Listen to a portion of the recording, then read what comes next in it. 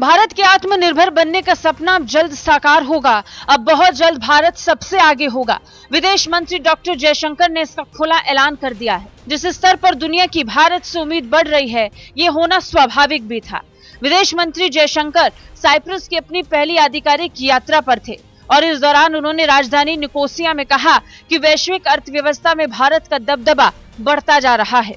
उन्होंने कहा कि मोदी सरकार की आर्थिक दृष्टि से संचालित व्यापार नीतियों और सुधारों ने भारत को प्रत्यक्ष विदेशी निवेश के लिए सबसे मजबूत डेस्टिनेशन में से एक बनने में मदद की है।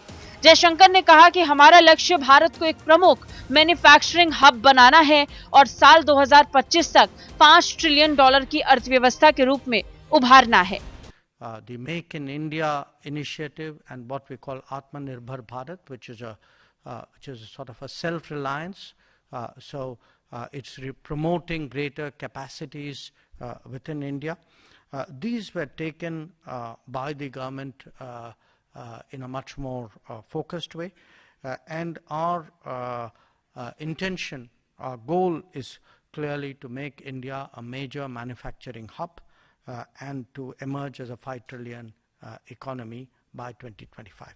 इस बीच डॉक्टर जयशंकर ने वैश्विक कोरोना महामारी का भी जिक्र किया। उन्होंने कहा कि कोरोना महामारी के दौरान हम वैक्सीन के निर्माण में सबसे बड़े वैश्विक केंद्रों में से एक थे। हमने संयुक्त राष्ट्र समेत 101 देशों को वैक्सीन की सप्लाई की।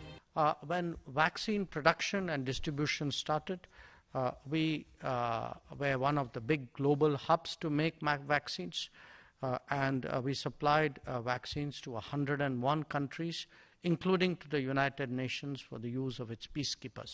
भारत ने पिछले कुछ सालों में जो तकनीकी और बुनियादी ढांचागत प्रगति की है, उसने भारत में निवेश करने के लिए दुनिया में ज्यादा उत्साह पैदा किया है।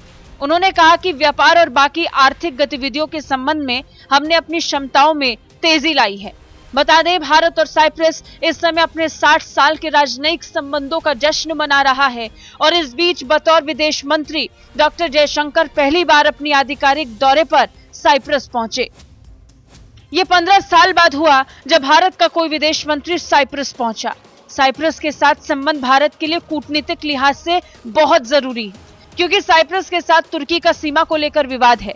वही तुर्की जो आतंकी पाकिस्तान को खुला समर्थन देता है और कश्मीर मामले में अपनी नाक घुसाता है। ब्यूरो रिपोर्ट, भारत तक।